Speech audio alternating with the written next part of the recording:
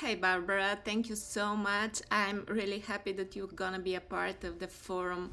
In your blog, you say that in order to succeed and be fulfilled, we have to integrate who we are with what we do. It sounds simple, but is it really?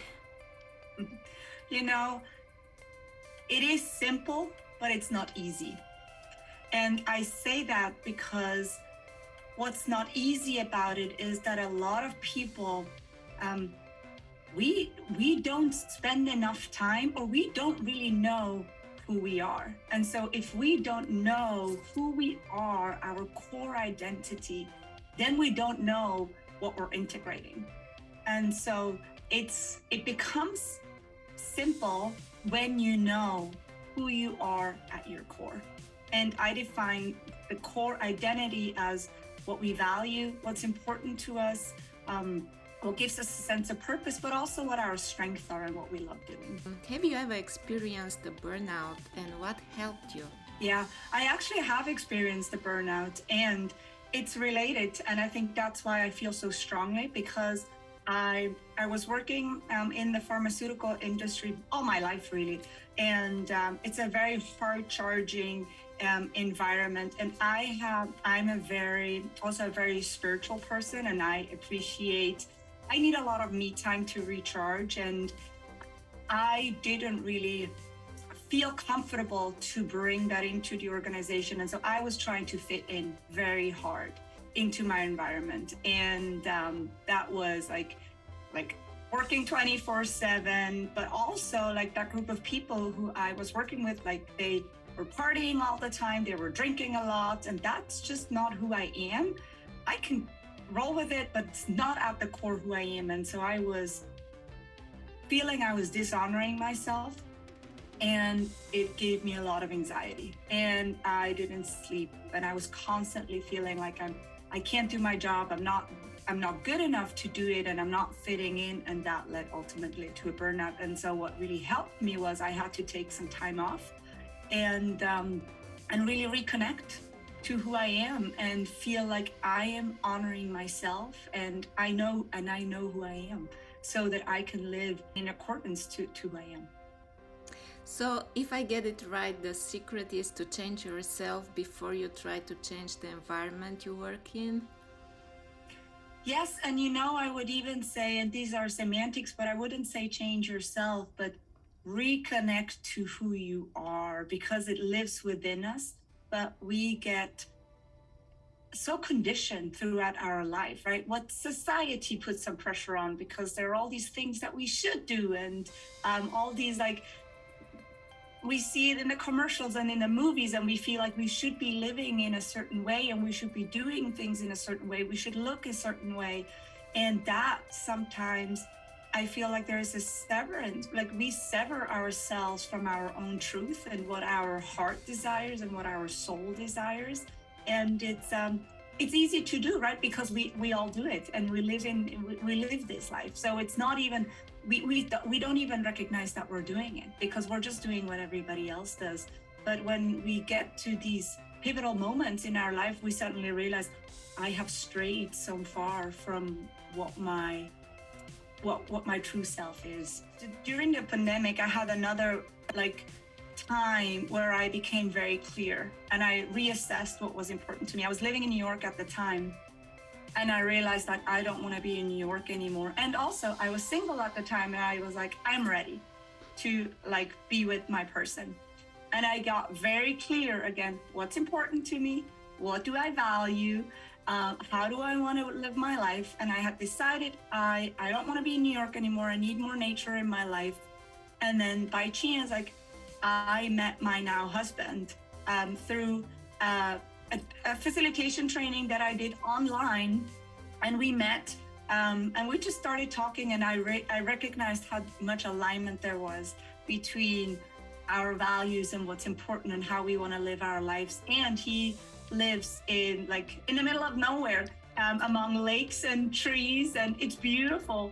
And so I was like, okay, I think that's it. I think this is it. And so it's again, that clarity allowed me to be like, this is what I want, and this is how I want to live my life. And so I feel by that standard of like what does success look like is living in alignment with your core identity.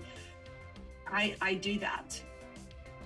I can feel that it's important for you to be in a culture where you are free to express what you think.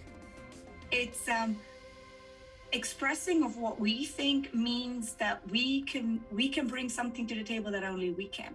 And if we all do that, we combine our strength and we work together, and the sum is greater than the individual parts, right? And that's exactly why I feel so strongly that we all have to feel safe that we can express ourselves, because only that will lead to a much better results than if we have to feel we have to hold ourselves back or we cannot say what we're thinking.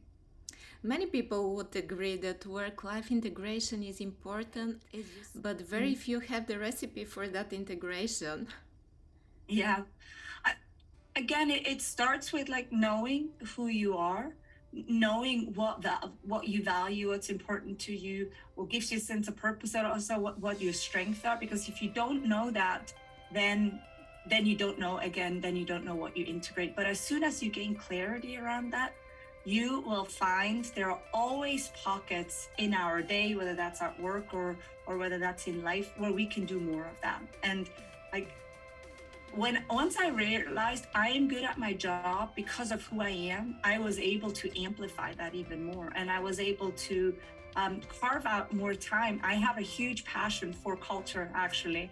And it wasn't originally part of my job description, but I was pushing for it because I felt it was so important, and I knew I was passionate about it. I was good at it. And then it became part of my job. And I understand not everybody can do that, or we can all change change the jobs we're in. That's not the point. But the point is to find those little moments and those pockets throughout the day where we can do more of that, of what brings us joy and what is in alignment with that true self that we are. You have the experience, you have this solid background, and from your point of view, how important is loyalty to succeed in corporate world?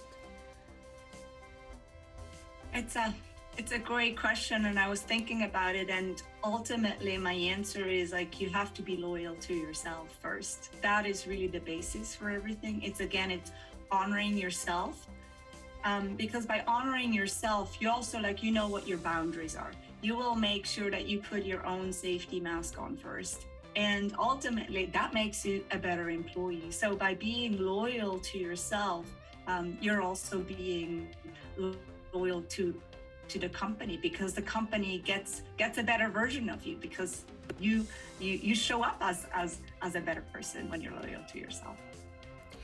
And you've promoted this idea about the corporate persona. Tell us more about it. Yeah, the corporate persona, in my view, is if you feel you can only show parts of yourself that are accepted by the corporate world, like you look a certain way, like you feel like you have to dress a certain way, you can only show you have to hide parts of you. Like, for example, me, I said I'm a very spiritual person, I'm a very compassionate person. Those are things that I didn't really bring into my work for a very long time. I kept that separate. And so my corporate persona was just okay, I'm tapping into all my commitment and my charging self and my driving self and my wanting to be successful self, and I'm only showing that part of me within the corporation. But that's only half of who I am, and the other half is equally important, and because I'm a whole human being, and if I get to bring all of me, all my strengths and everything that I bring to the table, that's when ultimately also this is a benefit to the organization, because they get to see the full me. And I almost feel like I know the answer, but let me ask you this question. What brings more happiness and success to one's work and productivity? A nice work environment or overall physical surroundings? It's a good question, and I think my answer probably has changed in the last 2 years, because now, if you think about it, we spend 2/3 of our day at work. So from that perspective, I want to say the work environment really is important, but also we have seen a lot of shifts now, and we spend a lot of time working from home. So I do think in general, the overall environment is truly important, whether that's work or whether that's life, because our environment shapes us, our environment triggers us. Now, it's if we're set up in an environment where we feel like inspired, or we feel called to do something, where let's say we have a book on the side, we're more called to read because it's right there. So our environment is really important to how we show up every day. Outside of your work, let's give this perspective. You teach spiritual cardio workout. Tell us more about it. It sounds so interesting. So I would actually, are you open for me to show you what it is? Oh, are you sure, go ahead. Absolutely. Because that's where the spirituality comes in. It's about the feeling, and it's about the experience of it. So, okay, can you stand up? Do you have a little bit of room? Yes. Okay. Okay, good. All right, so start rolling your arms. Good. So you circle your arms, and now you will repeat after me. So you stand up nice and tall. So we're using our bodies to get us in a good physiological space. And now we're adding the language and the intention to it to really change our state. So now say, I am powerful beyond measure. I am powerful beyond measure. Oh, Nadia. And now let's do punches, like straight punches. That's it. And feel your inner strength.